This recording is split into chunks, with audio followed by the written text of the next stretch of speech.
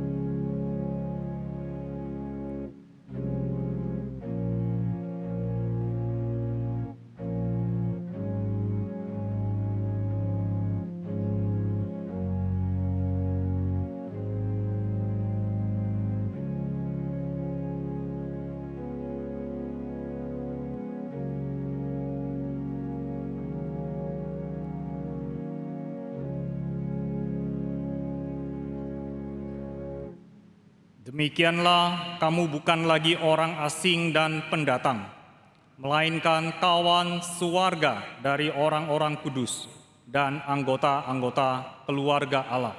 Kebaktian pada pagi hari ini dibuka dalam nama Allah Bapa, Allah Anak, Yesus Kristus, dan Allah Roh Kudus, ketiganya yang esa. Jemaat sekalian, mari kita menyanyikan lagu pertama, Mari Datanglah, ajakan untuk memuji Tuhan dan Allah kita.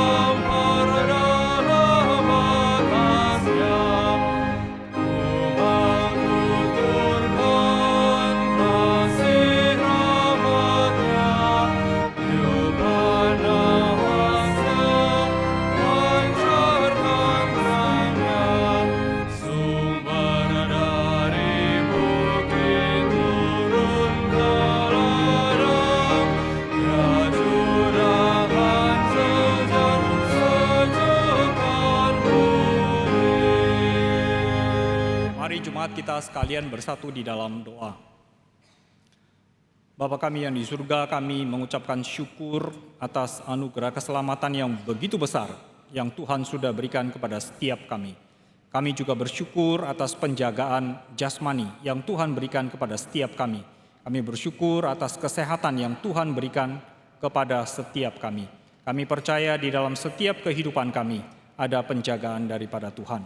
Tetapi hari ini kami khusus bersyukur atas kesempatan untuk beribadah datang ke hadapan Engkau. Tuhan yang melihat hati, Tuhan yang mengetahui apa yang kami pikirkan, Tuhan yang mengetahui segala motivasi kami. Ampuni kami ya Tuhan, kiranya kesempatan untuk datang beribadah kepada Engkau, Tuhan murnikan dan Tuhan sucikan. Sehingga pada pagi hari ini ibadah kami berkenan di hadapan Engkau. Biarlah anugerah Tuhan, penyertaan Tuhan menyertai kami dari awal sampai nanti akhir ibadah pada pagi hari ini. Terima kasih Tuhan, hanya di dalam nama Yesus Kristus kami mengucap syukur, kami berdoa. Amin. Jemaat dipersilakan duduk. Mari kita menaikkan pujian nomor 2, Kugiranglah Yesus Cintaku.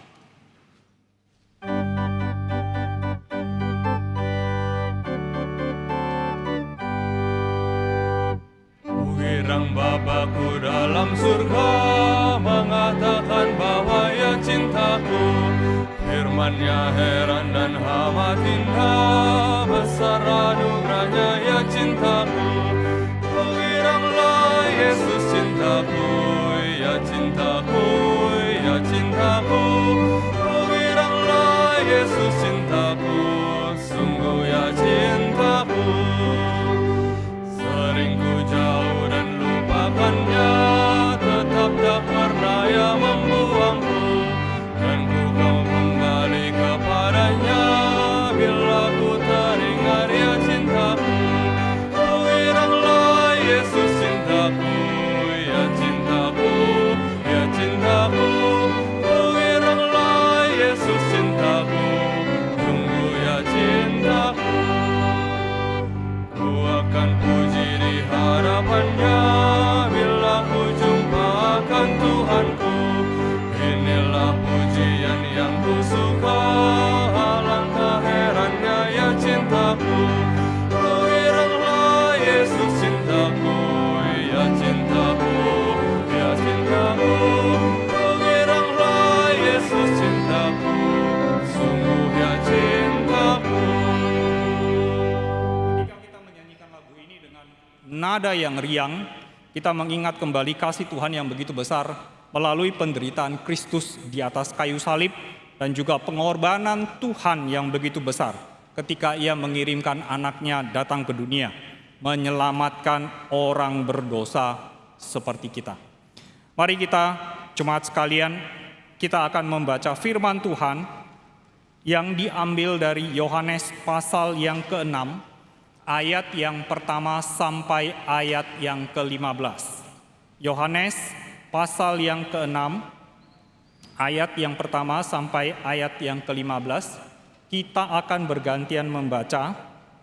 Saya akan membacakan mulai dari ayat pertama, jemaat sekalian membaca ayat kedua. Kita akan bergantian sampai ayat yang ke-15. Yohanes pasal 6 ayat 1 sampai 15. Sesudah itu Yesus berangkat ke seberang danau Galilea, yaitu danau Tiberias. Orang banyak berbondong-bondong mengikuti Dia karena mereka melihat mujizat penyembuhan yang diadakannya terhadap orang-orang sakit. Dan Yesus naik ke atas gunung dan duduk di situ dengan murid-muridnya. Dan Paskah, hari raya orang Yahudi, sudah dekat. Ketika Yesus memandang sekelilingnya dan melihat bahwa orang banyak berbondong-bondong datang kepadanya, berkatalah Ia kepada Filipus, "Di manakah kita akan membeli roti supaya mereka ini dapat makan?" Hal ini dikatakannya untuk mencobai Dia, sebab Ia sendiri tahu apa yang hendak dilakukannya. Jawab Filipus kepadanya, "Roti seharga 200 dinar tidak akan cukup untuk mereka ini, sekalipun masing-masing mendapat sepotong kecil saja." Seorang dari murid-muridnya, yaitu Andreas, saudara Simon Petrus, berkata kepadanya, "Di sini ada seorang anak yang mempunyai 5 roti jelai dan 2 ikan. Tetapi apakah artinya itu untuk orang sebanyak ini?" Kata Yesus, "Suruhlah orang-orang itu duduk." Adapun di tempat itu banyak rumput, maka duduklah orang-orang itu, kira-kira 5.000 laki-laki banyaknya. Lalu Yesus mengambil roti itu, mengucap syukur dan membagi-bagikannya kepada mereka yang duduk di situ. Demikian juga dibuatnya dengan ikan-ikan itu sebanyak yang mereka kehendaki. Dan setelah mereka kenyang, ia berkata kepada murid-muridnya, "Kumpulkanlah potongan-potongan yang lebih, supaya tidak ada yang terbuang." Maka mereka pun mengumpulkannya dan mengisi 12 bakul penuh dengan potongan-potongan dari kelima roti jelai yang lebih setelah orang makan. Ketika orang-orang itu melihat mujizat yang telah diadakannya, mereka berkata, "Dia ini adalah benar-benar nabi yang akan datang ke dalam dunia." Karena Yesus tahu bahwa mereka hendak datang dan hendak membawa dia dengan paksa untuk menjadikan dia raja, ia menyingkir pula ke gunung seorang diri. Demikianlah jemaat pembacaan firman Tuhan pada pagi hari ini. Kita akan merespon firman Tuhan yang barusan kita baca dengan menyanyikan pujian nomor 3, "Ku Datang Tuhan."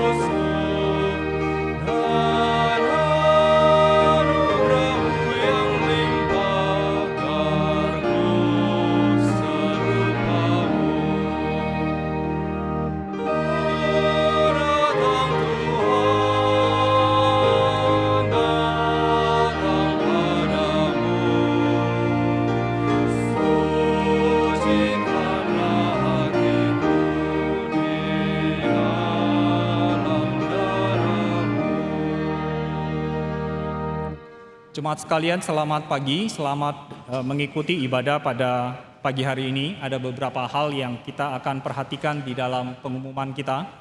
Yang pertama adalah jadwal untuk streaming Reform Injili, yaitu dari hari Senin sampai hari Kamis, pukul 19 waktu Indonesia Barat adalah eksposisi surat Ibrani, episode 17 sampai 20 yang dibawakan oleh Pendeta Dr. Stephen Tong.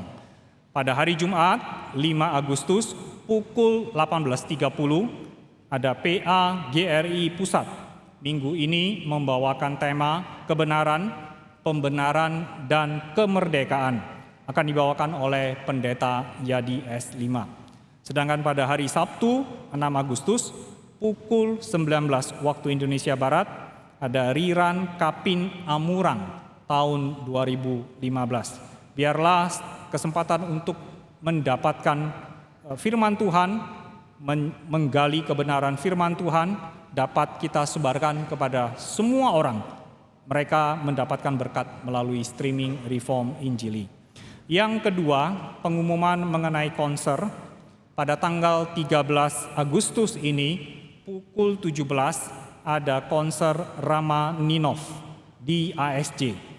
Sedangkan pada tanggal 15 dan tanggal 16 ada konser oleh Chamber Music Society.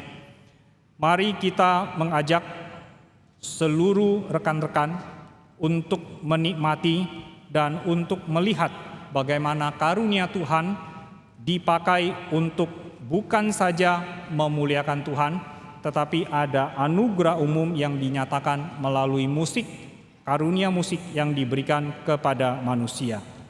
Pengumuman yang ketiga, bagi jemaat sekalian yang berbeban untuk memuji Tuhan melalui pelayanan paduan suara, baik bagi dewasa, ada pendaftaran untuk mengikuti JOS. Bagi yang dewasa, silakan bisa menghubungi nomor yang tertera di layar, silakan di capture, berhubungan dengan Pak Thomas. Sedangkan bagi anak-anak umur 6 sampai 14 tahun juga membuka pendaftaran bagi JOS-CC. JOS-CC ini adalah kur anak yang biasanya mereka melayani Tuhan dengan menyanyikan pujian. Anak-anak umur 6 sampai 14 tahun bisa menghubungi Bella atau Eva Susan di nomor yang tertera di layar. Selanjutnya adalah pengumuman untuk kelas online Stretch. Bagi jemaat sekalian, bagi kaum awam, kita diberikan kesempatan untuk mempelajari secara detail, secara mendalam doktrin-doktrin yang benar. Pada kali ini, Stretch mengadakan 2 kelas. Yang pertama adalah doktrin Roh Kudus bagian yang kedua, dimulai 6 Agustus dan dimulai setiap Sabtu pukul 12.30. Dipimpin oleh Pendeta Yadi dan juga oleh Vikaris Kenny. Sedangkan bagian yang kedua adalah doktrin Alkitab, bagian yang kedua dipimpin oleh Pendeta Rudi. Ini akan dilakukan 2 kali Senin, 2 kali Selasa, dan 1 kali Rabu, dimulai tanggal 8 sampai 10 Agustus, kemudian dilanjutkan 15 sampai 16 Agustus. Ada nomor yang Bapak Ibu bisa catat, 0812 6000 6300. Silakan menghubungi bila ingin mendapatkan informasi lebih lanjut. Selanjutnya adalah 1 seminar yang kita perlu perhatikan, yaitu Speak dengan tema manusia ciptaan Allah atau hasil evolusi. Secara tidak sadar ini adalah perdebatan besar di dalam baik di dalam kekristenan maupun juga di dalam hidup kita di dalam dunia ini. Dan ada banyak hal yang sebenarnya saling berkaitan. Acara ini akan dilakukan tanggal 27 Agustus hari Sabtu mulai dari pukul 8 sampai pukul 4 sore waktu Indonesia Barat dan hanya dilakukan secara fisik di RMCI Kemayoran. Ada biaya pengganti, silakan dilihat, dan ini harus dilakukan pendaftaran secara online. Ada nomor yang Bapak Ibu bisa kontak bila ingin mendapatkan informasi lebih lanjut. Selanjutnya adalah minggu depan tanggal 7 Agustus 2022, GRI akan mengadakan perjamuan kudus. Dimohon agar jemaat dapat mempersiapkan diri untuk mengikuti perjamuan kudus. Sedangkan di tanggal 21 Agustus akan diadakan pemilihan diaken dan diakones. Di tangan Bapak Ibu sudah terdapat lembaran, ada nama-nama yang terdapat di lembaran tersebut. Bila ada masukan yang sah, silakan untuk menghubungi sekretariat. Mari kita akan mendoakan supaya diaken dan diakones yang terpilih adalah orang yang Tuhan tunjuk untuk melayani jemaat Tuhan. Pengumuman yang terakhir adalah ada kebaktian khusus pelayanan rumah sakit Sabtu tanggal 6 Agustus pukul 17 waktu Indonesia Barat. Renungan akan dipimpin oleh Pendeta Sucipto Subeno, akan diadakan di Kapel Hosana. Bagi pelayan yang pengabaran Injil di rumah sakit yang berada di Jabodetabek, diundang untuk menghadiri secara fisik, sedangkan bagi yang berada di luar Jabodetabek dapat mengikuti secara streaming. Demikianlah pengumuman Bapak Ibu sekalian, mari kita bersama-sama berdiri. Kita akan menaikkan beberapa doa syafaat di hadapan Tuhan. Mari kita angkat pujian nomor 3 ayat yang pertama, mempersiapkan hati kita masuk ke dalam doa syafaat.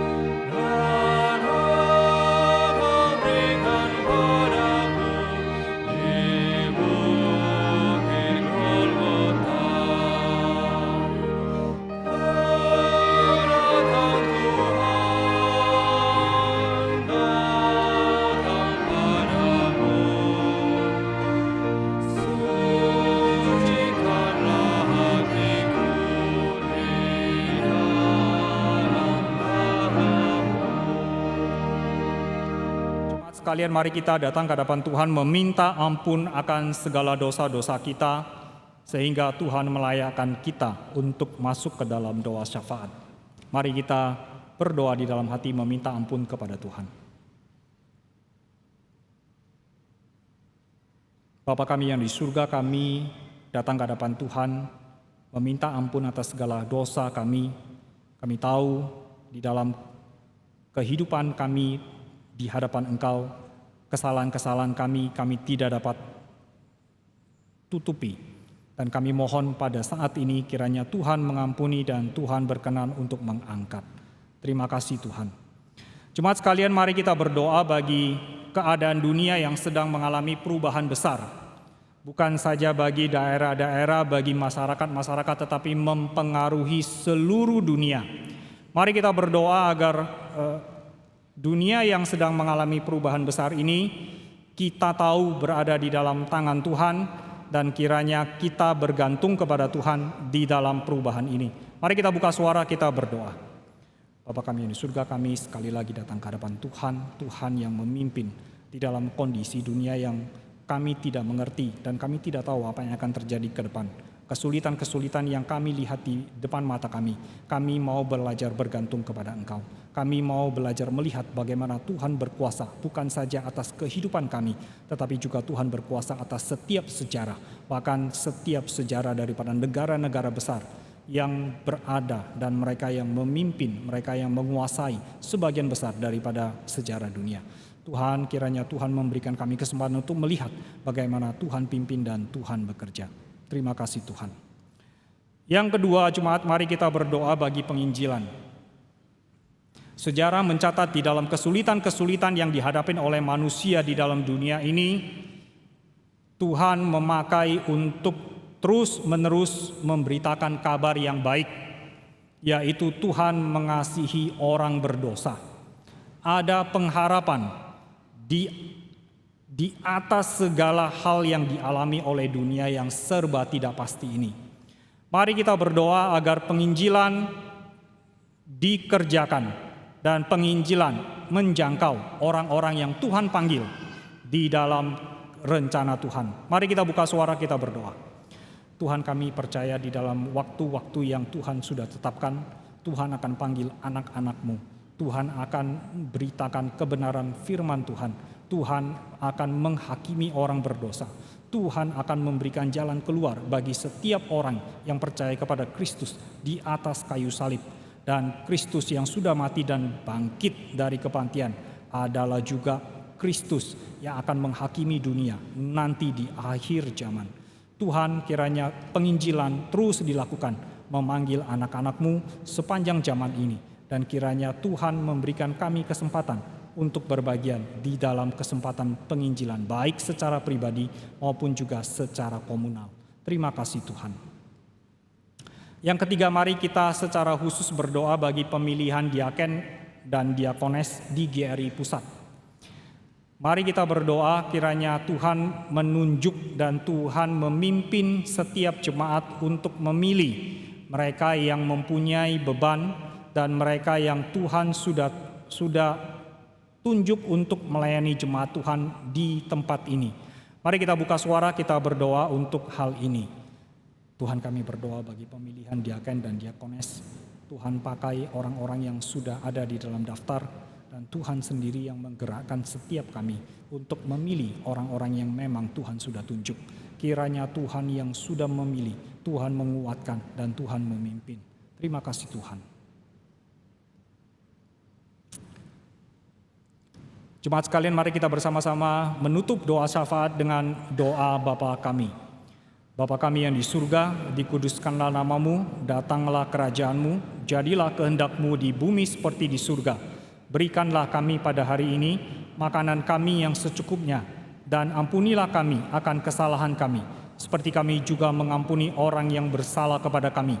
Dan janganlah membawa kami ke dalam pencobaan, tetapi lepaskanlah kami daripada yang jahat. Karena Engkaulah yang mempunyai kerajaan dan kuasa dan kemuliaan sampai selama-lamanya. Amin. Silakan duduk jemaat sekalian. Selanjutnya kita akan mendengarkan firman Tuhan, tetapi sebelum itu ada persembahan pujian dari saudari Michelle Sugiarto dengan judul I Know That My Redeemer Live. Karya dari Handel, bagian dari oratorio Mesaya. Mari kita angkat pujian nomor 3 ayat yang kedua.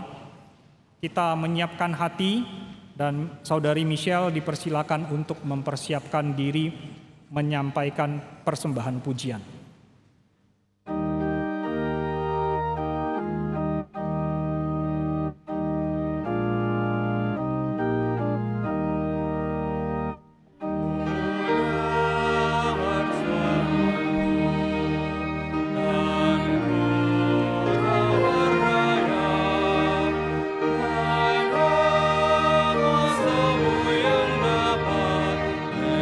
Bebaskan dosaku.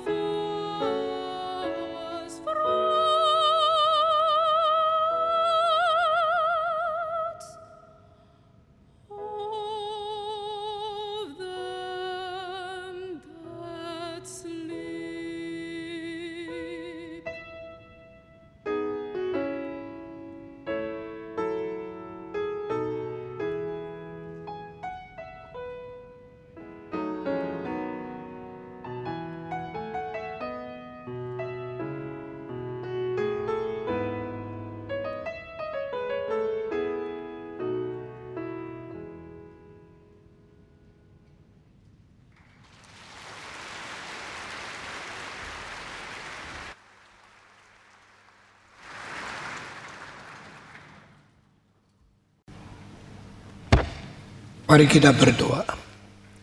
Bapa, kami berterima kasih karena Tuhan telah memimpin kami sampai hari ini.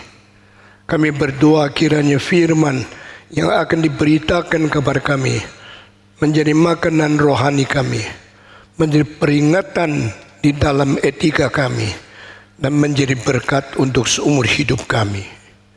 Kami serahkan hamba-Mu yang hina ini, kiranya Tuhan pakai dia, urapi dia, memberikan kekuatan iman, cinta kasih, dan keberanian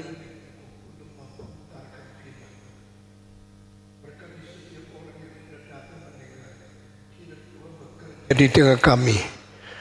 Dalam nama Yesus Kristus, penebus dan juru selamat kami yang hidup, kami sudah berdoa. Amin. Saudara-saudara, kita bersyukur kepada Tuhan, banyak anak-anak muda kita yang pergi ke banyak tempat di seluruh Indonesia memberitakan Injil. Saya percaya orang yang sendiri membuka suara, bukan mulut, memberitakan firman Tuhan, itulah orang yang mungkin lebih mencintai Tuhan. Dan melalui memberi kepada orang lain, mereka lebih diberkati oleh Tuhan. Karena Tuhan berkata, lebih berbahagia orang yang memberi daripada yang menerima. Saudara terus dengar khotbah berpuluh-puluh tahun di sini. Apakah hatimu tenang, puas, sejahtera jika engkau tidak pernah memberitakan kepada orang lain? Saya percaya barang siapa yang buka mulut memberitakan firman tentang kabar baik Tuhan Yesus kepada orang lain, mereka diberkati Tuhan. Kitab suci berkata, alangkah indahnya kaki-kaki, bukan muka-muka. Alangkah indahnya kaki. Di dalam dunia hanya ada beauty contest based on their face, their posture, their body, their color, and their measurement of their physical body. Tapi Alkitab mengatakan tidak. How beautiful are the feet of them that bring forth the good tidings of God. Siapa yang belum pernah mengikuti KKR regional, coba belajar, kumpul sedikit duit, beli satu tiket, pergi ke pulau-pulau, rimba-rimba, gunung-gunung, desa-desa, ku kabarkan Injilku di desa, di kota, sampai selama-lamanya. Kiranya Tuhan memberkati kita. Saudara-saudara, hari ini kita tidak lagi tanya jawab, tapi kita akan meneruskan penghakiman di dalam kitab suci. Dan hari ini akhir kali kita bicara tentang penghakiman kitab suci. Sesudah itu kita akan masuk ke dalam 7 penghakiman terbesar di dalam kitab suci untuk mengakhiri seri penghakiman kitab suci selama hampir 1 tahun. Sesudah itu kita masuk ke dalam seri yang lain, mungkin seri terakhir saya sebelum pensiun. Mari kita sekali lagi berdoa. Berkatilah kami, buka telinga kami, beri kesadaran kepada kami pada waktu kami mendengarkan firman Tuhan. Dalam nama Yesus Kristus, penebus dan juru selamat kami yang hidup, kami sudah berdoa. Amin. Mari kita bersama-sama membaca kitab suci dari kitab Kisah Para Rasul pasal ke-12. Ada hamba Tuhan di sini? Siapa ini? Cek, silakan membaca Kisah Para Rasul pasal ke-12. Kita membaca dari ayat 20 sampai ayat 23. Kisah Para Rasul 12 ayat 20 sampai 23. Herodes sangat marah terhadap orang Tirus dan Sidon. Atas persetujuan bersama, mereka pergi menghadap dia. Mereka berhasil membujuk Blastus, pegawai istana raja, ke pihak mereka. Lalu mereka memohonkan perdamaian karena negeri mereka beroleh bahan makanan dari wilayah raja. Dan pada suatu hari yang ditentukan, Herodes mengenakan pakaian kerajaan, lalu duduk di atas tahta dan berpidato kepada mereka. Dan rakyatnya bersorak membalasnya, "Ini suara Allah dan bukan suara manusia." Dan ketika itu juga ia ditampar malaikat Tuhan, karena ia tidak memberi hormat kepada Allah. Ia mati dimakan cacing-cacing. Hanya berapa ayat yang menceritakan satu peristiwa yang sangat kecil, tetapi bagi zaman itu peristiwa yang sangat besar dan sangat menakutkan. Inilah sekali pimpinan masyarakat, kepala negara yang dihukum oleh Tuhan hanya dengan satu yang disebut cacing atau seekor ulat yang kecil, lalu dia gigit, sudah digigit, dia meninggalkan dunia. Saudara-saudara, di dalam Alkitab jarang tulis Tuhan pakai seekor binatang yang kecil menghakimi seorang raja yang besar. Di dalam Alkitab jarang kita melihat ada kepala negara yang matinya begitu sederhana karena Tuhan marah sama dia. Kenapa Tuhan marah sama dia? Karena dia menerima pujian manusia dan dia menganggap diri Tuhan Allah. Lalu Tuhan yang berkata, "Akulah Allahmu, akulah Allah satu-satunya. Di luar saya tidak ada lain Allah." Itu sebab manusia yang menganggap diri Allah, memperankan diri sebagai Allah, memalsukan diri menjadi seperti Allah, patut dihukum oleh Tuhan, dan sekejap mata dia meninggalkan dunia. Seumur hidup sampai detik ini selesai. Anugerah di Tuhan yang mengikuti dia sepanjang hidup berhenti pada saat ini, hanya karena dia lupa dia hanya manusia. Dengar baik-baik, cukong besar manusia, engkau jenderal yang tinggi manusia, engkau gubernur yang berkuasa manusia, orang kaya raya manusia, engkau raja hanya manusia, engkau bukan Tuhan Allah. Let God be God and let man be man. When you stop to consider yourself, recognize you are merely a man, the danger is on you. Saudara-saudara, saat engkau berhenti dengan rendah hati mengaku engkau hanya manusia, saat itu anugerah Tuhan berhenti, bahaya mulai tiba kepada engkau. Inilah apa yang terjadi pada Raja Herodes. Siapakah Raja Herodes?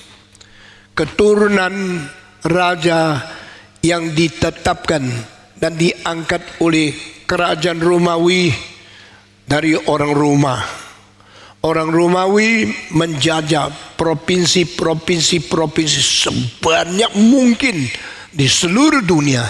Sampai saat itu di dalam sejarah manusia tidak ada kerajaan yang lebih besar dari kerajaan Romawi. Dan Alkitab mengatakan yang mengangkat kuasa dari dunia Tuhan Allah, yang menurunkan kuasa dari dunia ini Tuhan Allah. Allah berhak membangkitkan satu bangsa. Allah berhak menumpaskan satu negara. Allah yang lebih besar kuasanya daripada kuasa manusia. Ini tercatat berkali-kali di dalam Alkitab. Semenjak zaman Kejadian, zaman Keluaran, zaman 5 buku Musa, telah dicatatkan kuasa Allah lebih tinggi daripada kuasa manusia. Kuasa surga lebih tinggi dari kuasa kerajaan dunia. Di manakah kingdom? Di manakah presiden? Di manakah raja? The kings of this world submit their power before God. Allah lebih berkuasa dari negara, dari kepala negara, dari raja-raja, dari presiden, dari pemimpin dunia. Mazmur pasal kedua berkata, pada waktu raja-raja di dunia bersekongkolan, mereka berkumpul untuk merencanakan bagaimana melawan Tuhan dan melawan Mesiasnya. The kings of this world, they gathered together and they consult and they try to make some planning against God in the heaven. Allah yang bersemayam di dalam surga duduk di sana mentertawakan mereka. Saya waktu membayangkan ini, saya gemetar. The God who is sitting upon the throne in heaven, they mock at them, and God, He loved to this kind of people. Manusia yang melawan Tuhan, yang bersatu untuk memberontak kepada Tuhan, Tuhan ketawa. Kenapa? Karena yang di surga, yang pernah melawan Dia, dilempar turun dari surga di dalam angkasa menjadi setan yang keliaran. Saudara-saudara, itu berkuasa berapa besar? Penghulu malaikat kuasanya jauh lebih besar dari raja-raja dimanapun.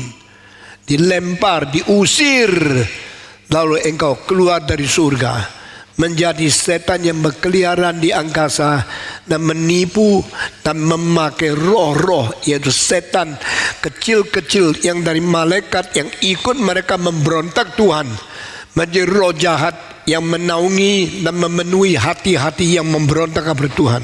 Orang ateis terlalu gampang. Tuhan mau mengusir, Tuhan mau menjatuhkan, Dia mau mengeluarkan takhta yang paling kuat di surga pun begitu gampang, apalagi raja di dunia.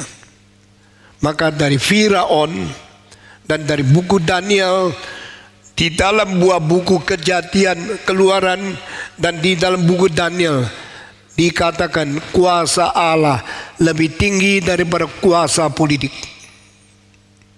Lalu di dunia ini ada 3 kuasa paling besar. Kuasa Allah di surga, kuasa raja di dunia, dan kuasa rakyat yang dikuasai dan yang diperintah oleh raja-raja. Semenjak tahun 1215,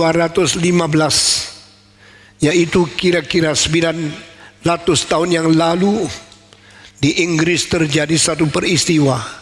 Ada sesuatu konstitusi yang ditegakkan oleh pemerintah daripada parlemen Inggris. Sesudah itu kalimat yang disebut konstitusi itu namanya Magna Carta.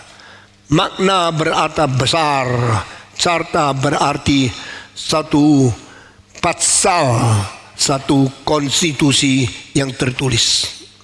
Magna Carta ditandatangani, diteguhkan di dalam politik dunia semenjak 1000 tahun lebih yang lalu. Sekarang 2100. 900 tahun yang lalu adalah 1215. Abad ke-13 menghasilkan Magna Carta. Itu merubah seluruh nasib umat manusia. Itu merubah seluruh pemerintahan dunia. Itu merubah seluruh sejarah politik di dalam dunia ini. Karena apa? Di dalam Magna Carta menulis satu kalimat, raja juga manusia, dan raja tidak mempunyai hak lebih tinggi dari hukum. Waduh, kalimat itu memecahkan rekor.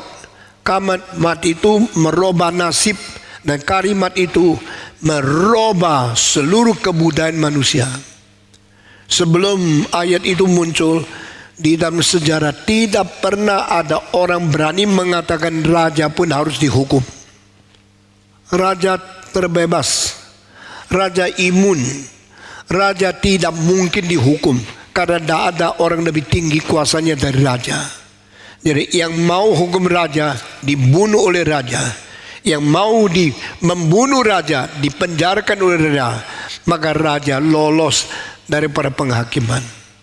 Tetapi orang Inggris mempunyai kebijakan yang sangat tinggi, mengatakan raja pun tidak berada di atas hukum.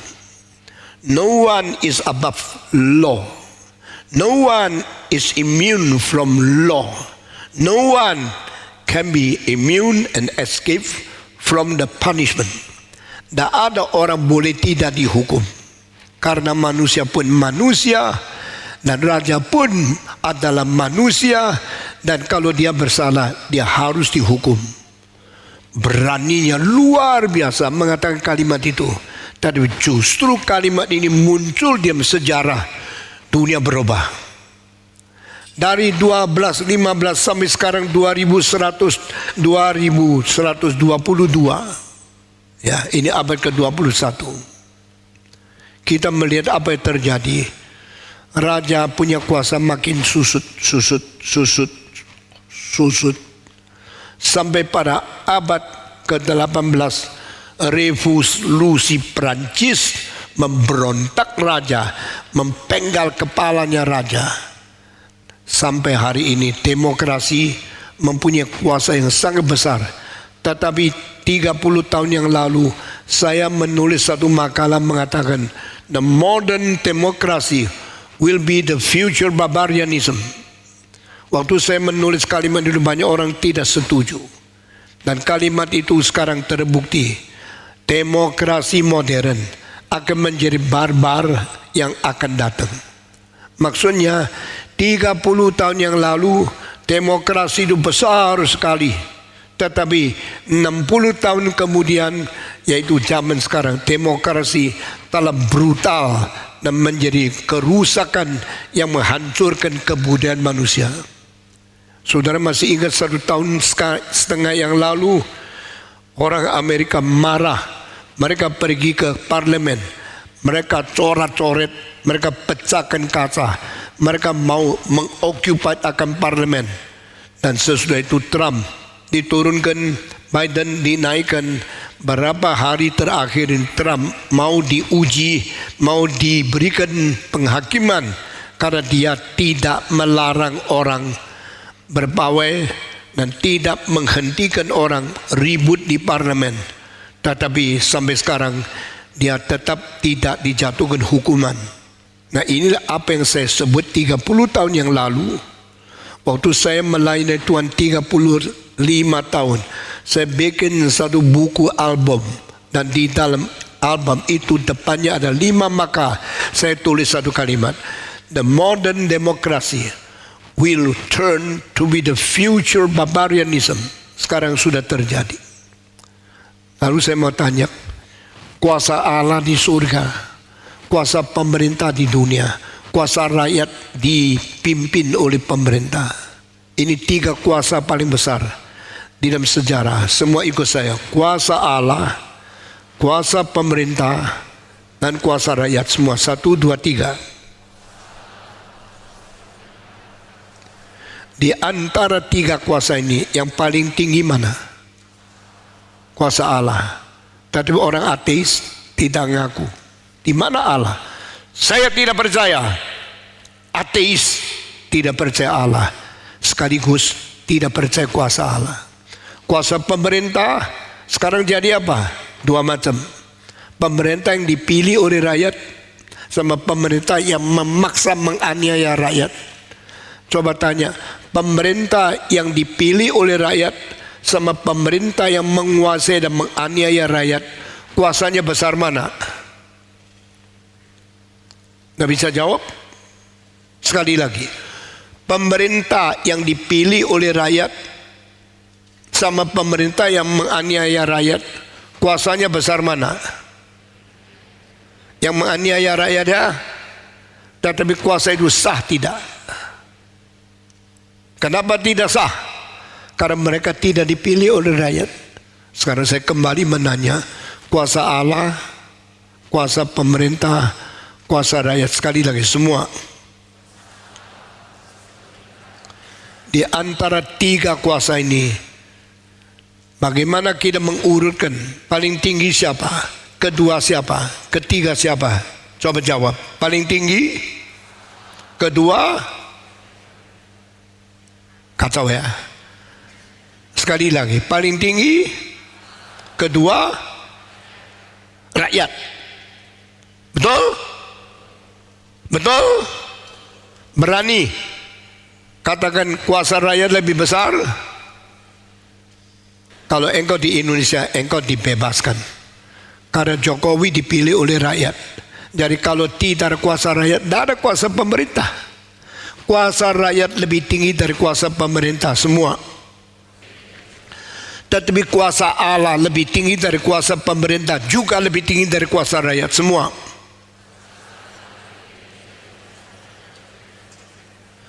Jadi kalau kita urut, mana yang tertinggi? Allah. Kedua, ketiga, pemerintah. Mengapa rakyat lebih tinggi dari pemerintah? Rakyat diperintah kok. Yang memerintah lebih besar kuasanya. Betul. Tapi secara fatah tidak.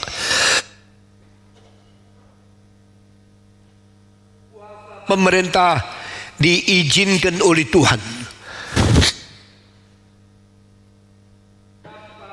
Izin dari Tuhan.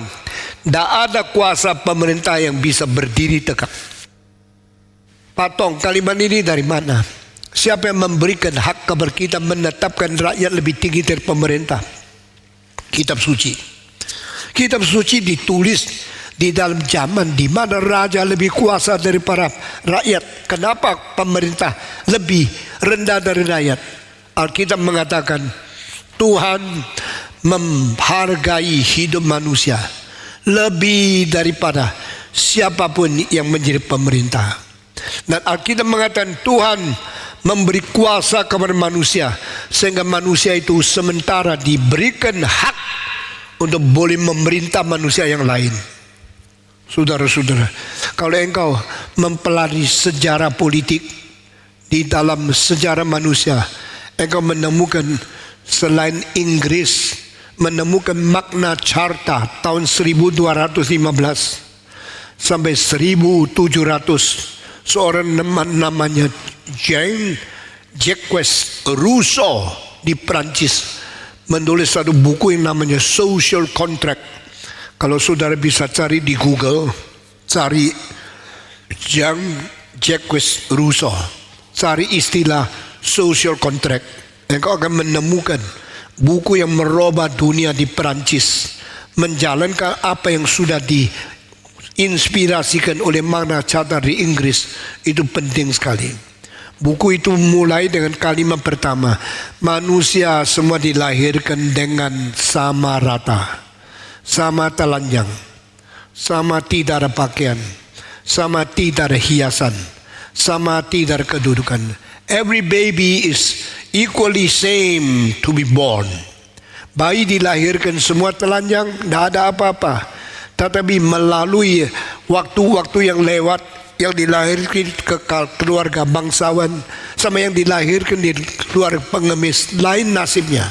Saudara besar, manusia diikat-ikat oleh peraturan-peraturan masyarakat yang sangat berbeda sistemnya. Sehingga orang kaya begitu lahir sudah mempunyai rumah besar. Orang miskin sampai mati belum punya rumah. Orang kaya satu pakaian boleh beli 100 pakaian orang miskin. Orang miskin pakai berapa pakaian pun kurang panas, akhirnya dingin sampai mati. Manusia dilahirkan sama-sama rata. Manusia dibesarkan dengan ikatan-ikatan yang begitu banyak sehingga kita tidak bisa napas, kita tidak bisa lepas, kita tidak bisa keluar daripada ikatan sehingga kami terbelenggu di dalam sistem masyarakat. Buku itu dengan kalimat-kalimat dari paragraf pertama langsung menarik perhatian seluruh negara Perancis. Ini orangnya Jean-Jacques Rousseau, tulis social contract. Orang ini dikejar-kejar oleh pemerintah, akan dibunuh, akan ditangkap, akan dipenjarakan. Buku-buku dia semua dikumpulkan, dibakar sampai api. Dengan api. Tapi menurut seorang yang dilahirkan abad ke-20 namanya Pierre Teilhard de Chardin, the great thought once occurred in the history will never able be abolished from human thought and human history. Jika ada pemikiran yang agung pernah ditemukan di dalam sejarah, maka tidak ada pemerintah, tidak ada kuasa manusia boleh melenyapkan atau menghapus pikiran yang agung itu daripada manusia. Dia ditangkap, tidak jadi, dia lari dari satu negara ke negara lain, dari kota ke kota. Polisi kekuasaan tidak bisa menangkap dia. 200 tahun kemudian dia disebut Bapak Revolusi, dia disebut orang paling hebat, dia disebut seorang yang berjasa mendukung rakyat menjadi manusia yang harus dihormati oleh pemerintah.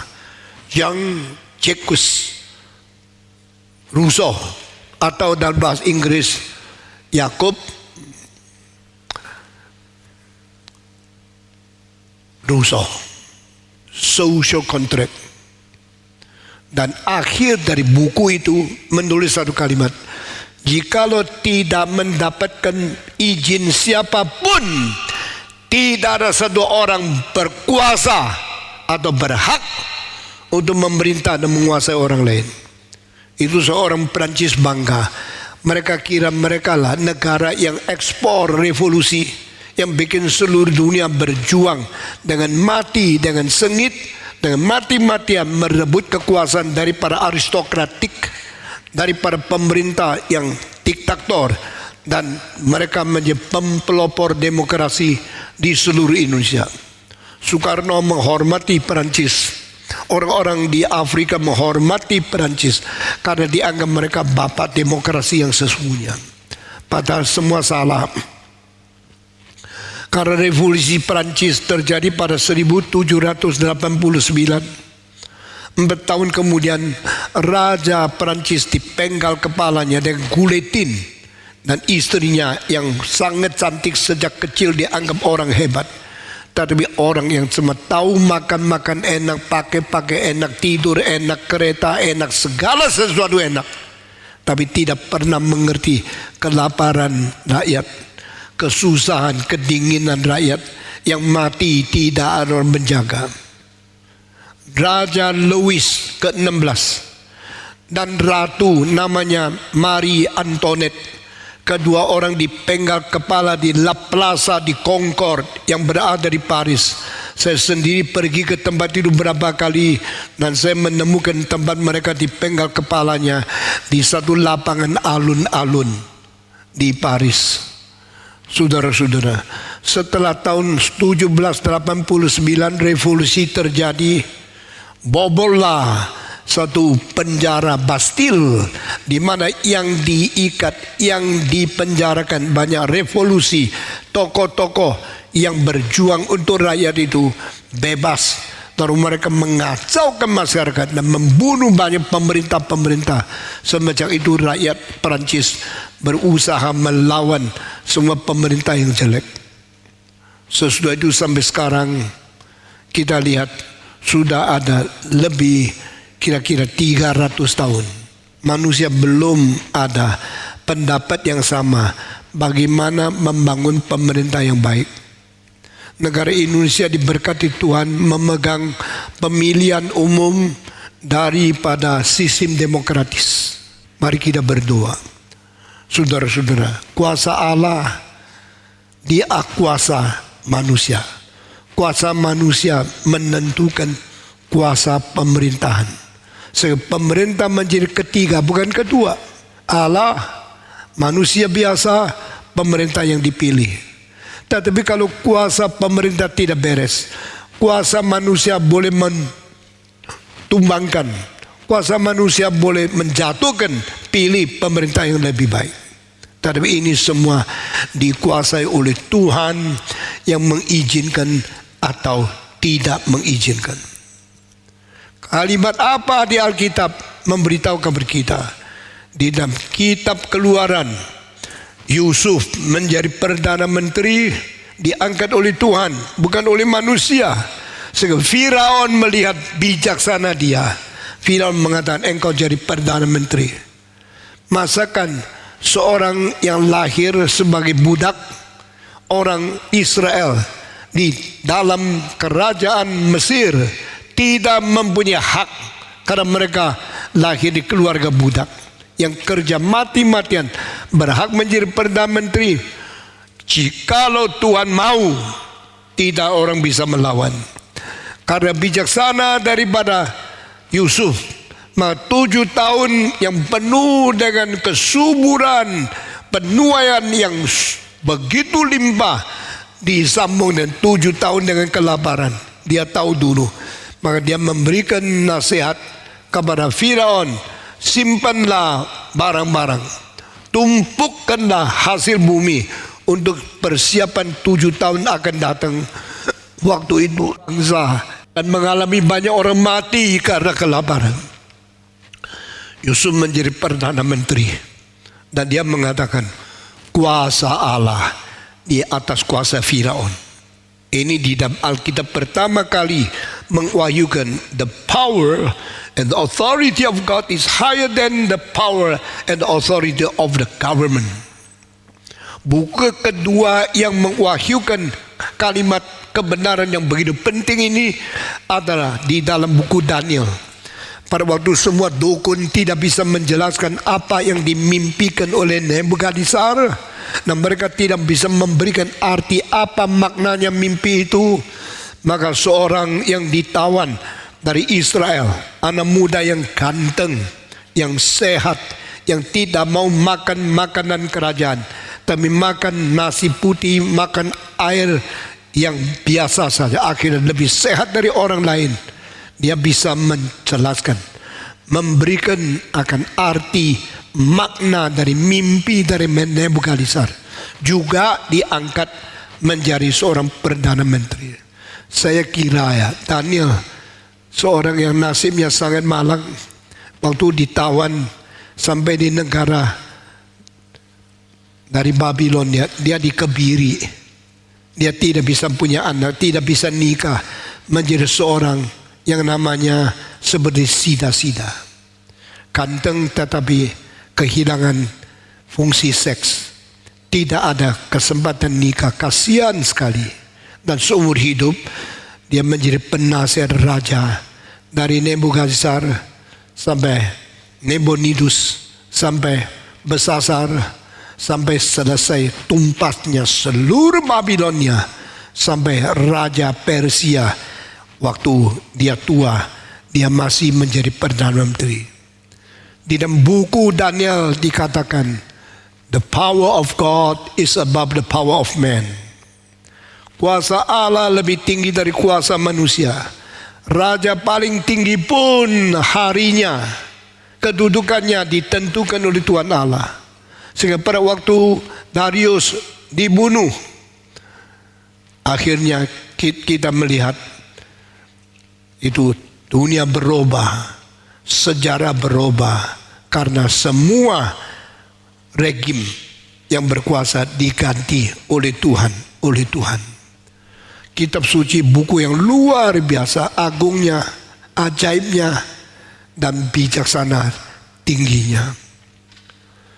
Saudara-saudara, kita kembali kepada ayat yang tadi dibaca oleh Jack, seorang raja yang dihukum oleh Tuhan. Namanya siapa? Herodes.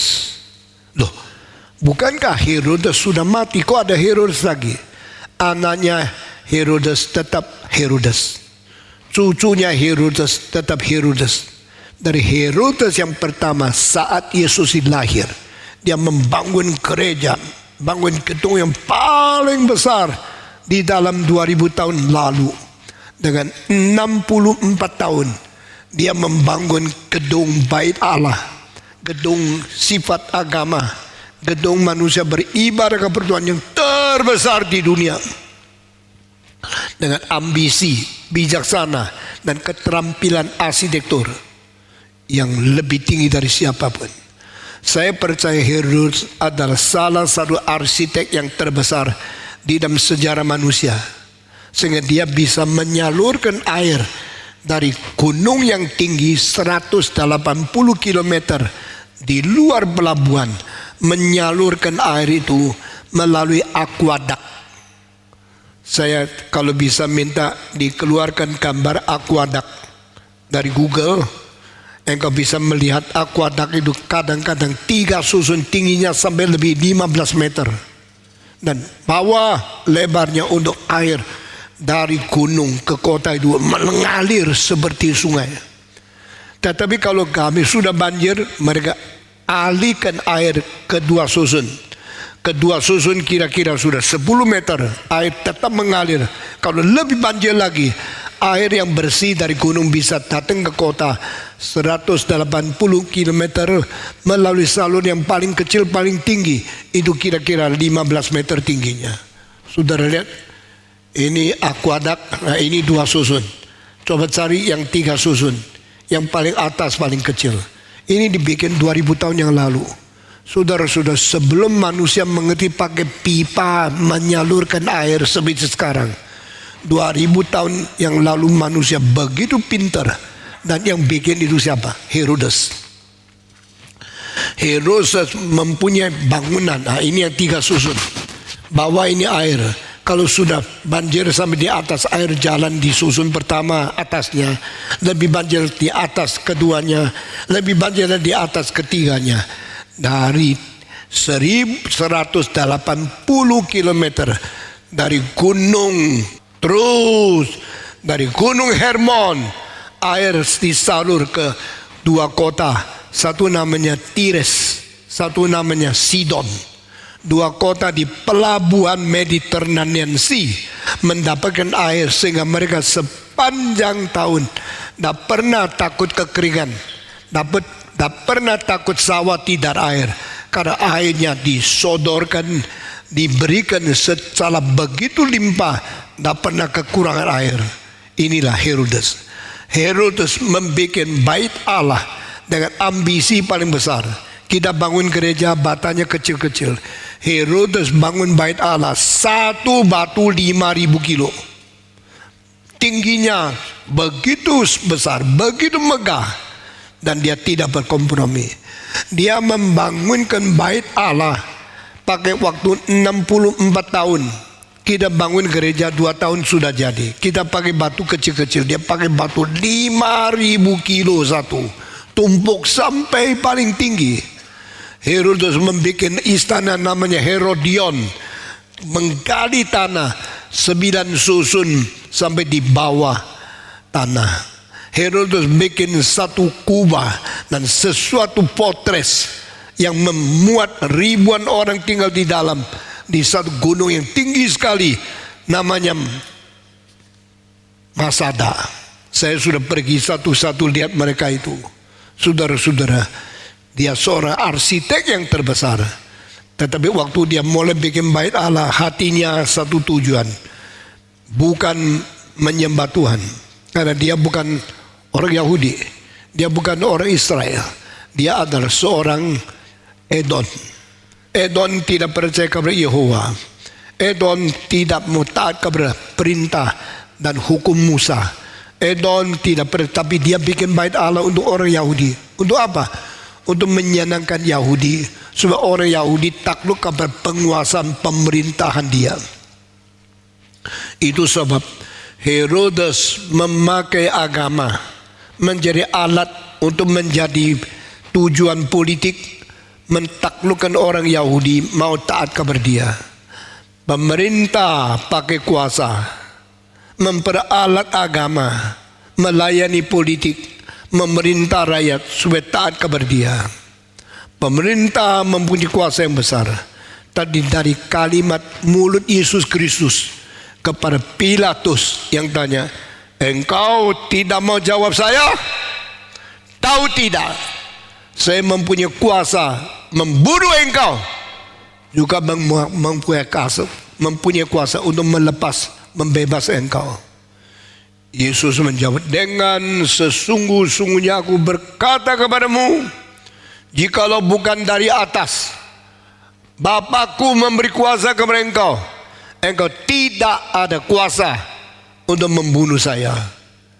Yesus melawan, Yesus memveto, Yesus memberontak apa yang dikatakan oleh Pilatus. Aku berkuasa membunuh engkau. Yesus bilang tidak. You have no power to kill me because your power is from above. My Father give you the power. Pilatus tidak bisa apa-apa kepada Yesus karena kuasa Yesus, dan kalimat-kalimat keluar dari mulutnya itu kebenaran yang mutlak, tidak boleh dibantah, tidak bisa kompromi, dan tidak boleh ditolak. Yesus bilang, aku dilahirkan untuk menjadi raja, dan aku datang ke dunia untuk bersaksi bagi kebenaran. Pilatus berdiri dan berkata, apa itu kebenaran? Membuktikan dia tidak mengerti. Dia menjadi pemerintah tapi tidak mengerti. Di dalam kalimat Yesus membuktikan kuasa Allah lebih kuasa daripada pemerintah, dan kuasa rakyat pun tidak boleh sembarang dipermainkan oleh pemerintah. Alkitab mengatakan manusia dicipta menurut peta teladan Allah. Itu sebab barang siapa yang membunuh manusia yang lain, dia bunuh.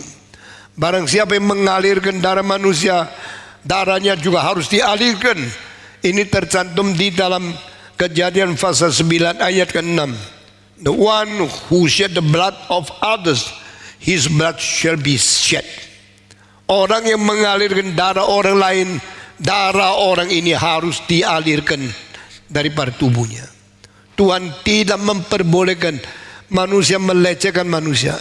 Tuhan tidak boleh membiarkan pemerintah menghina manusia yang lain. Itu sebab Tuhan sangat senang dengan Magna Carta. Waktu Magna Carta mengatakan raja pun harus dihukum. Raja tidak lebih tinggi daripada hukum. Raja bersalah, raja pun tidak bisa lepas dari kematian. Kalimat ini bikin semua raja marah. Tadi bikin satu yang paling senang, Tuhan di surga. Waktu melihat ada Magna Carta, berani mengatakan tidak ada raja yang boleh bebas dari hukum. Raja pun tidak imun. Raja pun tidak lepas daripada harus dihakimi. Karena raja tidak lebih tinggi daripada hukum. Tuhan sukacita. Dan Tuhan mengatakan, saya berkati negara Inggris. Saudara yang pernah belajar sejarah Inggris, ketahuilah tahun 1215 abad ke-13, kira-kira 800 tahun, 900 tahun yang lalu, Inggris negara yang kecil, lebih kecil dari tanah Jawa. Inggris mempunyai hanya beberapa, England, Ireland, Scotland. Inggris adalah negara yang kecil. Britania kecil sekali. Tapi Tuhan memberkati dari 12, 15, terus 100, 200, 300, 400, 500, 600, 700 tahun berkembang menjadi negara paling besar di dunia. Kalau Tuhan memberkati, siapapun tidak bisa melarang. Orang yang paling kecil akan menjadi kaya, orang yang paling rendah akan menjadi tinggi, orang yang paling lemah akan menjadi kuat.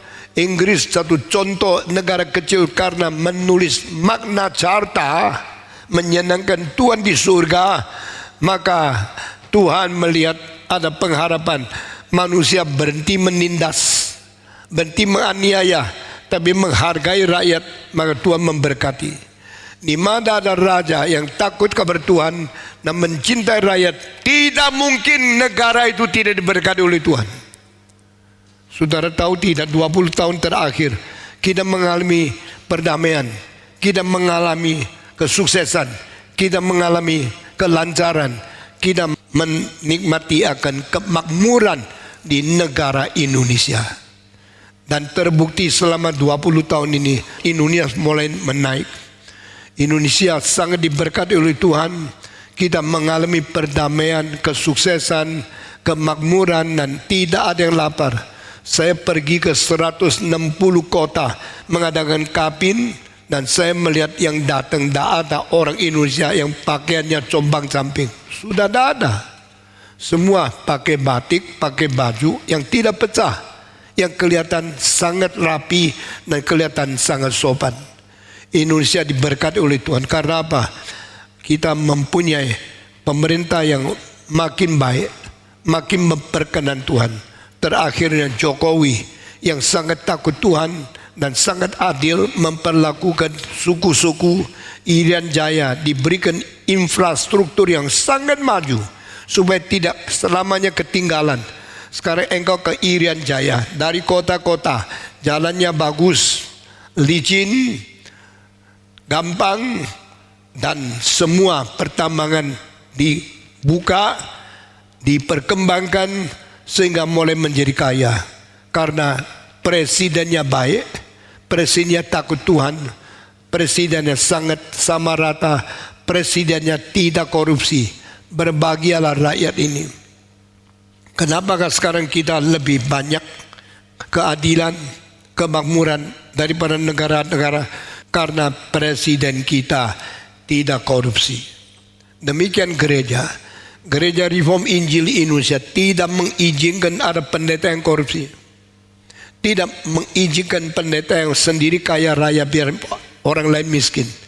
Kita sendiri dengan bagaimana hidup mengikat kebebasan kita sendiri, dan kita membahagiakan semua orang sehingga Tuhan memberkati kita. Demikian Inggris. Di dalam 600 tahun, negara kecil Inggris yang tidak lebih besar daripada satu Jawa atau separuhnya Sumatera mendadak menjadi negara terbesar di dunia. India dimiliki, Pakistan dimiliki, itu Timur Tengah dimiliki, Burma dimiliki, Australia dimiliki, New Zealand dimiliki, dan Kanada dimiliki, Amerika dimiliki. Tanah-tanah yang dimiliki oleh Inggris lebih besar 20 kali daripada tanah kerajaan Romawi. Kerajaan Romawi bukan yang paling gagah, tapi kerajaan Romawi akhirnya dibuang oleh Tuhan. Inggris dibangkitkan menjadi negara paling besar di dunia. Sampai tahun apa? Sampai tahun 1912. Berarti di dalam 897 tahun negara Inggris bertumbuh terus dan akhirnya merosot mendadak. Apa sebab? Karena mereka mulai sombong, mulai menghina, mulai menindas rakyat yang lain. Kapan mulai? Mulai tahun 1840. Mereka mulai menipu Tiongkok, mulai menganiaya orang Tionghoa, mulai menjual opium, bikin orang Tionghoa pemuda-pemudi semua jatuh pingsan, semua menjadi tidak ada gairah kerja. Tuhan melihat Britain, you are now doing wicked things. You are now doing something no good. I'm punishing you. Maka Tuhan mulai menghukum negara Inggris. Waktu opium dijual ke Tiongkok untuk mendapat uang sebanyak mungkin supaya Inggris kaya, hati nurani mulai ditindas. Mereka berbuat jahat, suruh orang Tionghoa semua minum ganja, minum opium sampai semua berlayang-layang menjadi orang yang tidak sehat. Tuhan bilang ini tidak beres. Pada waktu Inggris berbuat jahat seperti itu, maka Tuhan mulai menghakimi Inggris. Penghakiman Tuhan tidak main-main. Tahun 1912 itu kesombongan Inggris paling tinggi. Mereka bikin satu kapal yang puluhan ribu ton besarnya. Belum pernah di sejarah manusia mempunyai kapal begitu tinggi, begitu besar. 3 corobong untuk keluarkan asap. Panjangnya lebih dari 260 meter. Berpuluh-puluh ribu ton berlayar di dunia, di dalam perairan dari Atlantik mau keliling dunia. Dan mereka mengatakan sekali-kali, ini kapal terbesar, kapal teraman, kapal yang paling kuat di dunia. Tak mungkin tabrak, tak mungkin hancur, Tak mungkin diremukan. Kalimat yang paling sombong. Ini kapal yang tak mungkin tenggelam. Kalimat lebih sombong lagi. Tuhan Allah pun tidak bisa mentenggelamkan kapal ini. Kalimat sombong seperti ini didengar oleh siapa? Didengar oleh malaikat. Didengar siapa? Didengar oleh Tuhan Allah. Lalu Tuhan mengatakan, what did you say? You say even God cannot make your ship sink in the ocean. Allah pun tidak bisa mentenggelamkan kapal ini. Kapal itu langsung memecahkan rekor, menginaugurasikan keluar daripada pelabuhan Southampton di selatannya Inggris, melayar pergi, melewati Laut Utara, melewati akan Atlantik, sampai di utaranya dekat Amerika. 2 hari lagi sampai di New York. Ribuan orang mengatakan kita telah memakai kapal yang paling besar, kapal yang berpuluh-puluh ribu ton. Di dalamnya ada concert hall, di dalamnya ada opera house, di dalamnya ada lapangan bola. Di dalam kapal yang besar itu masih ada kolam renang yang besarnya seperti Olimpik. Kita semewah-mewahnya. Satu orang tiketnya beribu-ribu dolar 1 abad yang lalu. Tahun 1912, persis 110 tahun yang lalu. Orang paling kaya di Inggris semua beli tiket yang paling mahal. Masuk ke dalam dek, masuk ke dalam kamar yang hiasannya seperti istana. Mereka sombong, mereka senang. Mereka berlayar terus sampai beberapa hari. Lewat Liverpool, mulai ke utara terus layar-layar. Sampai satu hari sudah melewati Atlantik, sudah dekat Amerika, mendadak itu satu suara yang telepon kepada kepala kapal. Kami melihat barang besar di depan. Entah itu apa, mungkin bahaya. Kalau kita tabrak dengan barang itu, kapal ini akan mengalami perpecahan. Kalau deknya pecah, kalau air masuk, kita akan tenggelam. Cepat-cepat lihat apa itu. Cepat-cepat lapor sama saya. Dia maju ke depan melihat cilaka. Itu gunung es. Di depan kapal itu gunung es yang tinggi sekali. Pak, itu gunung es. Cepat-cepat putar. Balik ke arah. Hindarkan gunung es. Jangan sampai tabrak. Bawahnya mengatakan, oke Pak, kami berusaha. Cepat nakodanya mulai memutar kapal itu. Waktu putar sampai separuh, dengar suara BAM. Sudah tabrak. Sudah tabrak. Lapor lagi. Pak, kami sudah tabrak. Bagaimana? Coba lihat di bawah. Kapal ini tabrak es, berlubang tidak? Mereka ke bawah lihat. Sudah terlambat, air masuk seperti air terjun, terus masuk. Mereka di situ berusaha mau membuat betul, mau membuat lubang itu tertutup. Tak mungkin. Saudara-saudara, kalau engkau naik ke mobil tangkinya bocor, bensinnya keluar, engkau tak bisa isi lagi, pasti berhenti kan. Mobil kalau berhenti mogok, berhenti di situ, tidak terjadi apa-apa. Tapi kalau kapal bocor, kalau kapal berhenti, tidak bisa berlayar, dia harus tenggelam ke dalam laut. Lalu dilihat laut itu berapa dalam. Laut itu lebih 400 meter atau lebih 1000 feet dalamnya. Saudara-saudara, itu berarti ratusan susun rumah.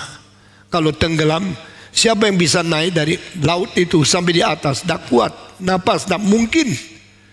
Dan kapal tak bisa kambang lagi. Bagaimana?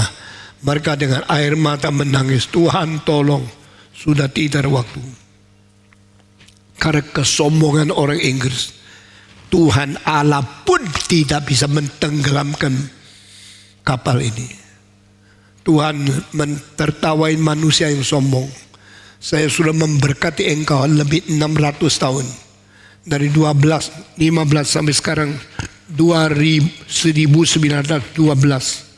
Engkau lupa anugerah Tuhan, engkau sombong.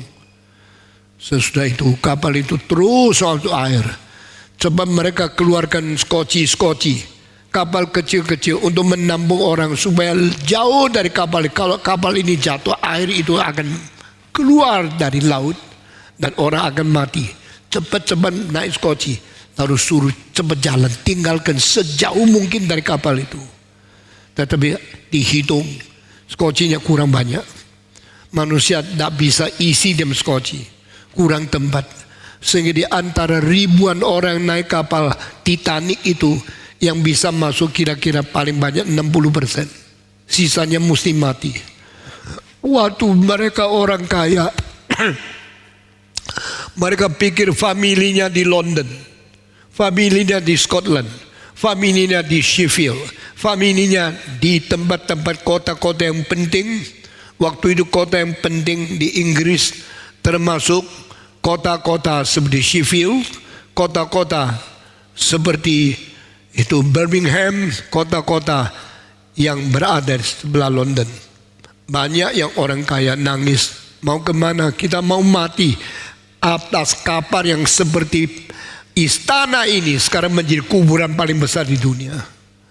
Lalu kepala kapal mengatakan, skoci dilepas.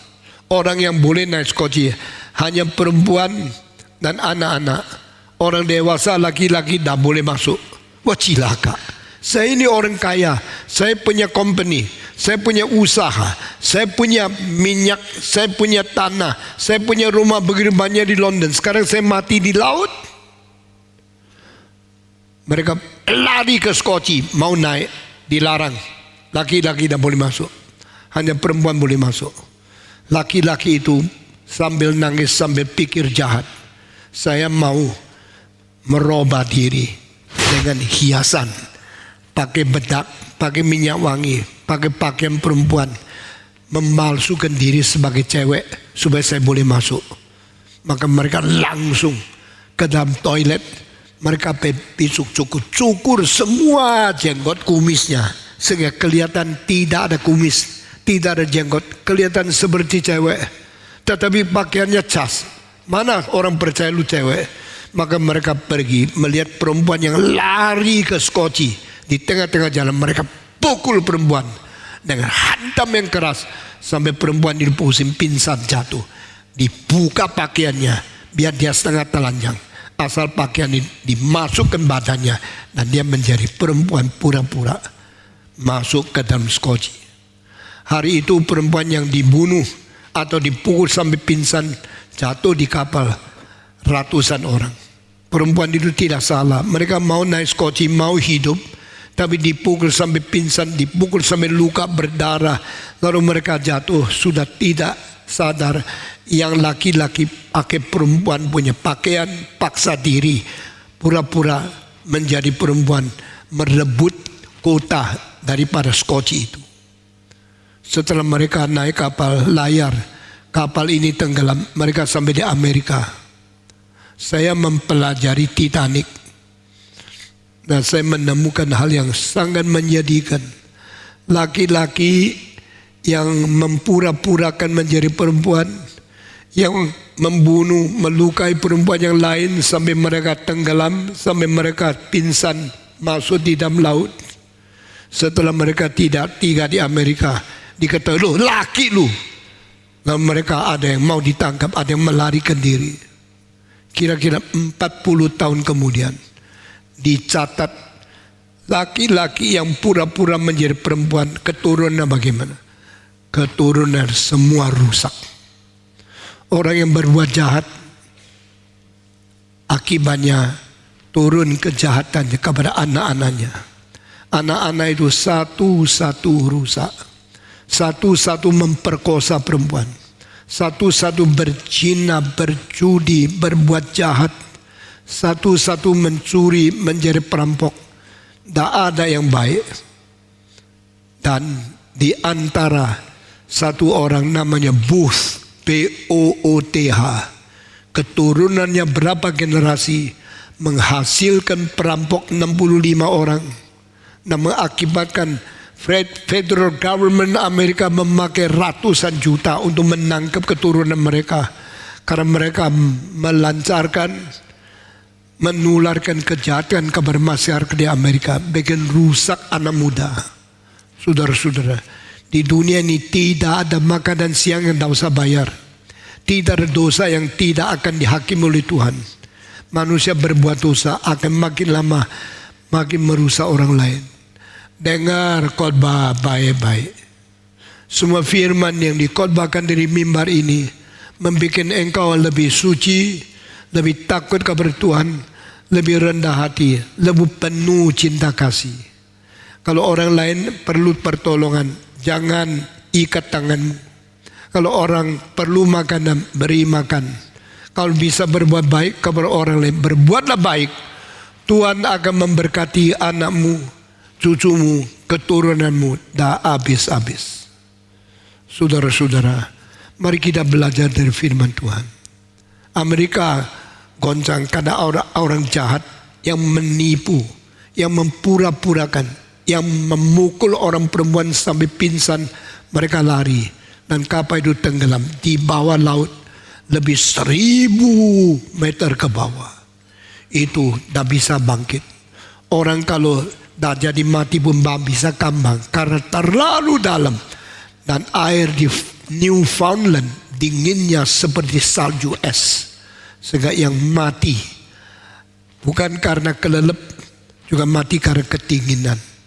Itu sampai sekarang sudah 110 tahun masih belum bisa diangkat kapal itu. Saudara-saudara, Inggris pernah miskin menjadi kaya karena magnet harta. Inggris pernah kecil menjadi besar karena berkat Tuhan. Inggris pernah besar menjadi kecil karena sombong, karena jahat, karena melampiaskan opium war di Tiongkok, karena menghina orang Tionghoa, meracuni orang Tionghoa dengan ganja-ganja. Hukuman Tuhan datang kepada dia.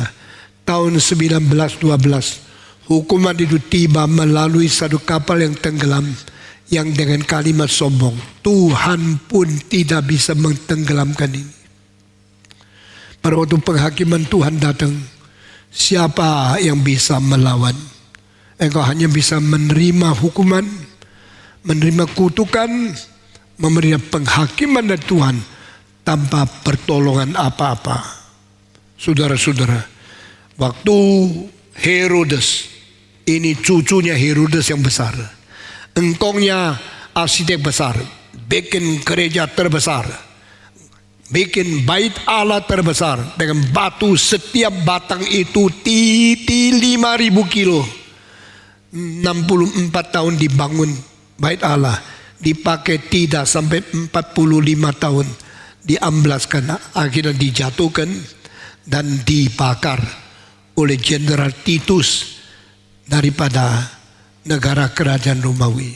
Waktu api itu menyala-nyala, bait Allah semua terbakar. Di tengah-tengah batu dan batu mengalir warna kilap seperti emas yang cair. Jenderal Titus, apa itu? Coba lihat. Di antara batu dan batu ada emas yang keluar. Coba saya minta setelah api sudah berhenti, bongkar semua batu. Tidak boleh ada satu batu berada di atas batu yang lain. Ini ada kalimat yang dibuat oleh Yesus Kristus. Yesus berkata, you see such a great glorious temple of God. I tell you the truth. One day, not even one stone will be remain upon another stone. Will be torn down. No stone will be upon another stone. Waktu mereka menemukan Herodes, waktu membangun, dia taruh emas di tengah-tengah batu dan batu. Untuk kalau dia sudah tua, anak-anaknya miskin, boleh keluarkan emas itu untuk menghidupi anak dan cucunya. Tapi Tuhan tidak mengizinkan. Tuhan menghukum dia. Saudara-saudara, cucunya ceritanya tercantum di dalam Kisah Para Rasul pasal 12 ayat 20 sampai 23. Dia marah terhadap orang Tirus dan orang Sidon yang dapat air daripada Gunung Hermon melalui aqueduct 180 km sampai kota itu untuk membuat sawahnya subur, dan mereka mendapatkan makanan dari tanahnya Herodes. karena ada hal yang tidak beres. Herodes marah sekali sama mereka. Lalu seorang yang diutus akhirnya membuat Herodes tidak marah. Satu hari Herodes pakai pakaian, duduk di atas taktanya raja, lalu berpidato kepada orang Tirus dan orang Sidon. Orang Tirus dengar kalimatnya, waduh bijaksana sekali. Ini bukan suara manusia, ini suara Allah. Waktu dipuji, Herodes senang sekali. Dia anggap saya Allah. Allah yang sejati di mana saya tidak tahu. Allah ini dipuji. Saya berpidato. Ini bukan suara manusia, ini suara Allah.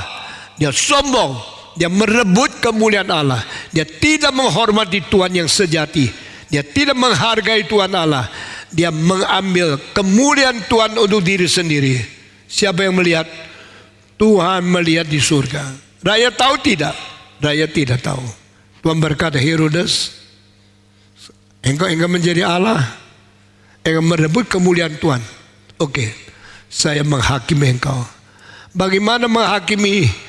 Kirim satu ulat atau satu cacing kecil ke dalam tubuhnya, lalu memakan ususnya, memakan organnya. Itu diselidiki, tidak tahu cacing macam apa, tapi ada semacam cacing. Setelah kemakan, dia akan menggigit ususmu. Gigitnya dengan sakitnya luar biasa. Hal ini dicatat oleh seorang sejarawan namanya Josephus. Josephus di dalam bukunya Sejarah Kuno Orang Yahudi mengatakan Herodes digigit cacing di dalam perutnya, akhirnya sakit tidak tahan 5 hari berputar-putar, bersungut-sungut, berteriak-teriak 5 hari. Sesudah itu dia mati. Saudara-saudara, orang kalau mati, sebelum mati disiksa, itu sangat kasihan. Apalagi disiksanya sakit di dalam perut yang tidak bisa pakai tangan garuk, tidak bisa keluarkan, tidak bisa bersihkan, tidak bisa diobati. Itu tahun ke-44 daripada Masehi. Itu tahun ke-4 dari Kaisar Romawi namanya Claudius. Waktu itu Paulus masih hidup, Petrus masih hidup. Paulus dan Petrus dimatikan 22 tahun setelah Herodes mati, dihukum oleh Tuhan ini. Nah, Alkitab cuma dengan 4 ayat 20, 21, 22, 23 menceritakan kematian Raja Herodes yang dihukum oleh Tuhan. Hari ini saya bicara tentang penghakiman Alkitab, mungkin ini kali terakhir. Saudara-saudara, sudah lebih kira-kira 10 bulan, kira-kira 1 tahun saya membicarakan penghakiman di dalam kitab suci. Dari tahun lalu sampai tahun ini saya bertanya, apakah kita sudah diingatkan oleh Tuhan? Kita sudah diberikan peringatan dan kita sudah mulai membuat diri menjadi manusia yang penuh takut kepada Tuhan. Tuhan yang adil, yang suci, tidak pernah sembarangan.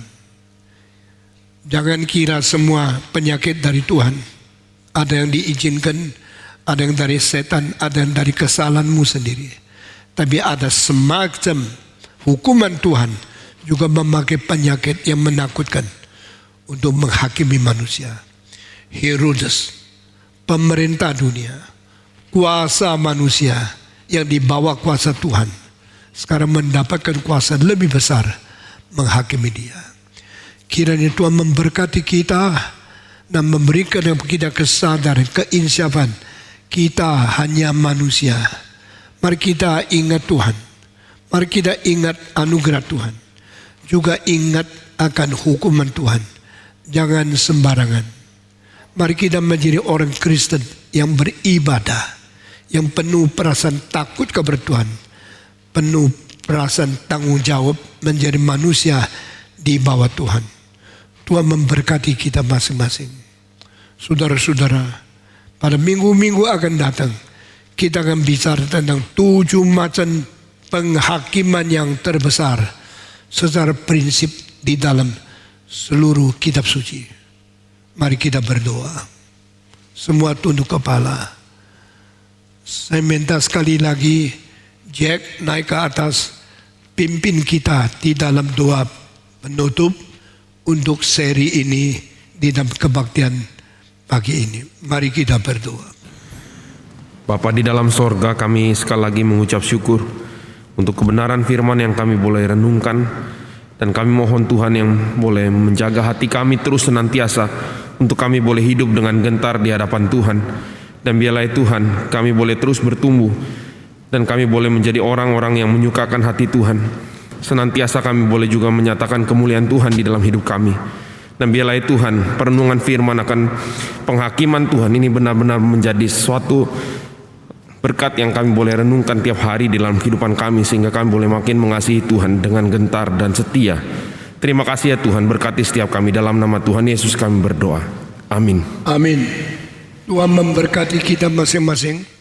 Mari kita berdiri, kita bersama-sama mengikhlarkan iman rasuli di hadapan Tuhan. Aku percaya kepada Allah, Bapa yang Maha Kuasa, Khalik langit dan bumi. Teruskan. Dan kabar Yesus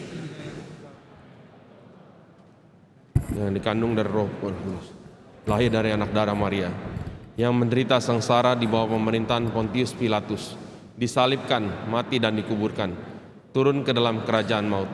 Pada hari yang ketiga, bangkit pula dari antara orang mati, naik ke sorga, duduk di sebelah kanan Allah, Bapa yang Maha Kuasa.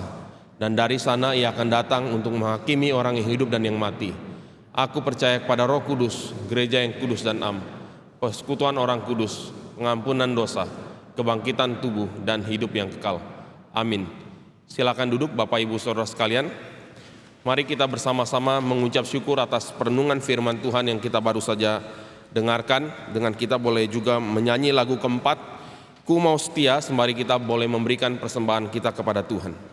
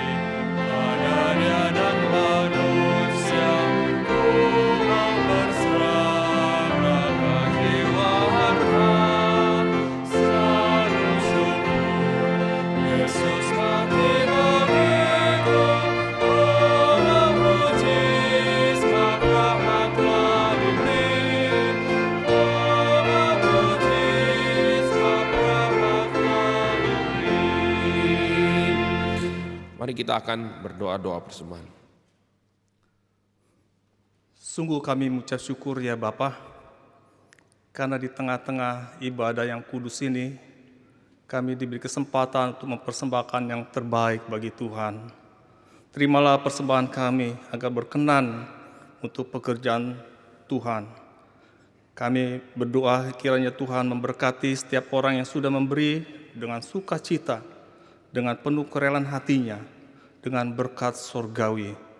Kami berdoa setiap orang yang diberi kepercayaan untuk mengelola persembahan ini, biar mereka boleh melaksanakan seturut dengan kehendak Allah. Terlebih daripada itu Bapa, kami mohon belas kasihan Tuhan. Kami ingin mempersembahkan tubuh kami sebagai persembahan yang hidup, kudus, dan berkenan kepada Tuhan, karena itu adalah ibadah yang sejati. Di dalam nama Yesus kami berdoa dan bersyukur. Amin. Dengan tetap bangkit berdiri, mari kita sekali lagi mengembalikan puji hormat kepada Tuhan dengan kita menyanyikan doksologi, kemudian kita akan menerima berkat dari Pendeta Heru.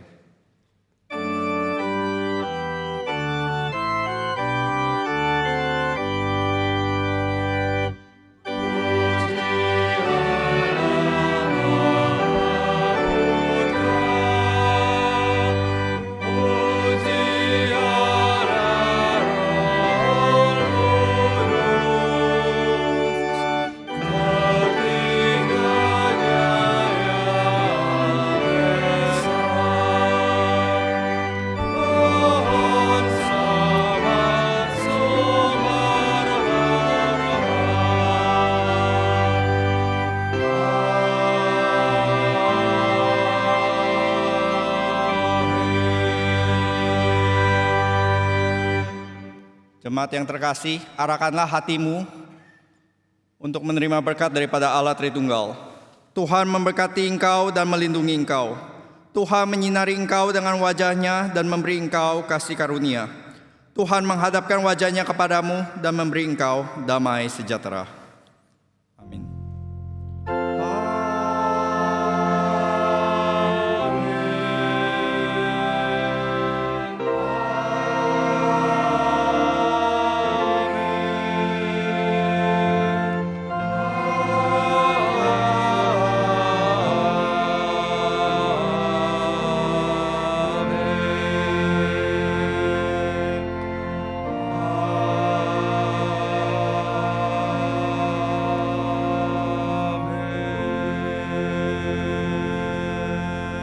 Silakan duduk, silakan mengambil saat teduh, kebaktian selesai dan Tuhan memberkati.